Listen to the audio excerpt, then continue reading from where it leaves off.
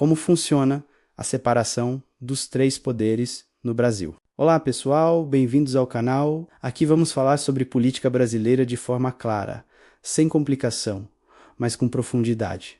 Você já se perguntou quem realmente manda no Brasil? O presidente, os deputados ou os juízes? A resposta não é tão simples. Hoje vamos mergulhar na separação dos três poderes, entender de onde veio essa ideia, como ela funciona na prática e quais são os desafios que enfrentamos no Brasil. Esse é um tema fundamental, porque sem compreender os três poderes, fica difícil entender os debates políticos que vemos todos os dias. E mais, compreender isso nos ajuda a perceber quando a democracia está funcionando bem e quando ela está em risco. Então, prepare-se. Vamos viajar pela história, analisar exemplos atuais e refletir juntos sobre o equilíbrio de poder no Brasil. Origem da separação dos poderes. A separação dos poderes não nasceu aqui. Ela vem de Montesquieu, filósofo francês do século XVIII, que escreveu O Espírito das Leis.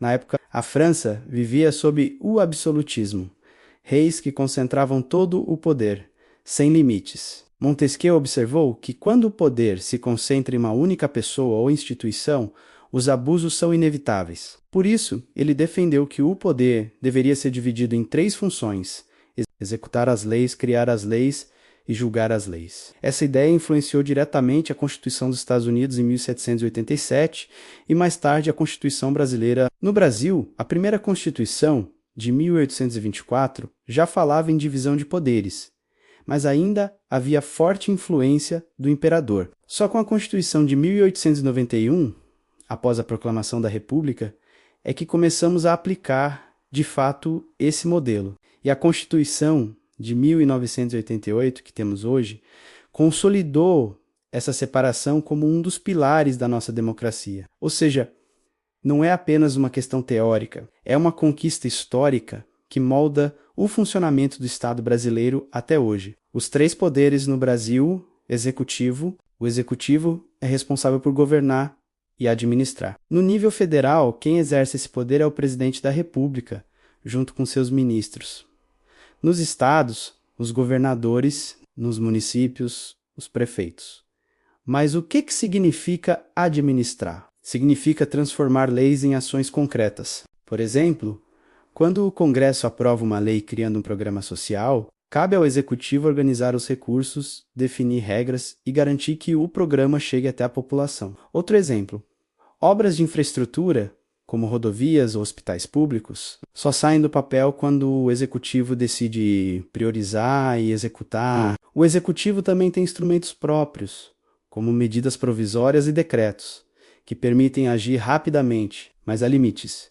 Medidas provisórias precisam ser aprovadas pelo Congresso e decretos não podem contrariar a Constituição. Esse poder é o mais visível para a população, porque suas ações impactam diretamente o dia a dia.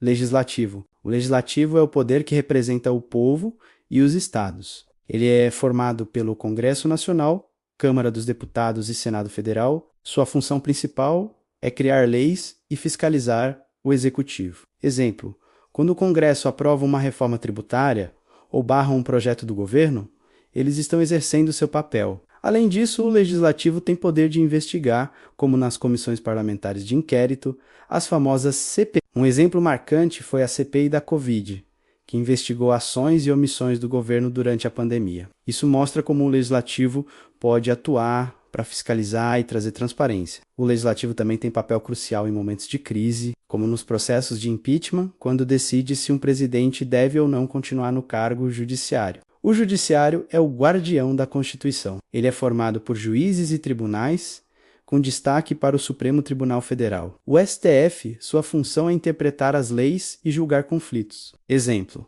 quando o STF decide se uma lei é constitucional ou não, ele está exercendo seu papel de guardião da Constituição. O Judiciário também garante direitos fundamentais como liberdade de expressão e igualdade perante a lei. Um exemplo recente foi quando o STF julgou ações relacionadas à liberdade de imprensa e às fake news, mostrando como o Judiciário atua para proteger a democracia. Mas o Judiciário também enfrenta críticas.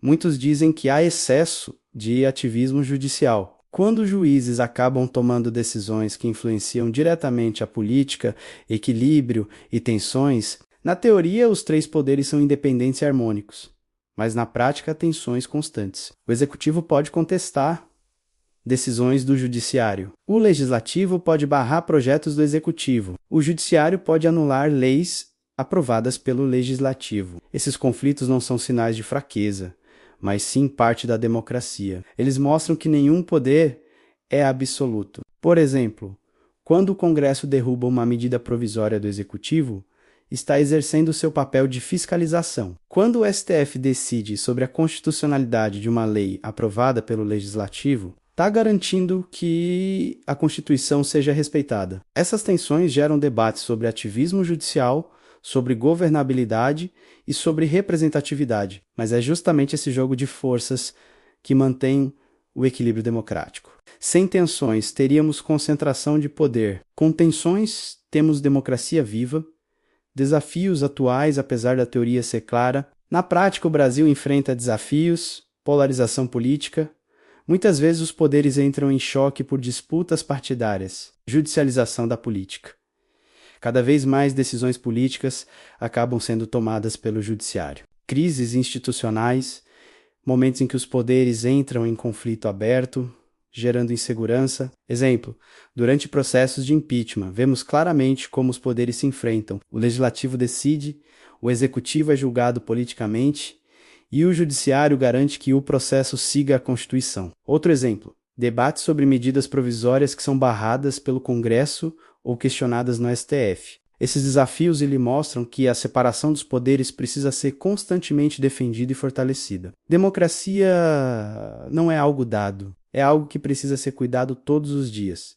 Conclusão: hoje vimos que os três poderes têm funções diferentes, mas complementares. O executivo administra, o legislativo cria leis e fiscaliza. E o judiciário garante que tudo seja feito dentro da Constituição. Esse equilíbrio é o coração da democracia brasileira. Sem ele, corremos o risco de cair em autoritarismo ou ditadura. Agora eu quero saber, na sua opinião, qual poder tem mais influência no Brasil atual? Deixe sua resposta nos comentários, curta o vídeo e se inscreva no canal para acompanhar mais conteúdo sobre política brasileira. Até a próxima!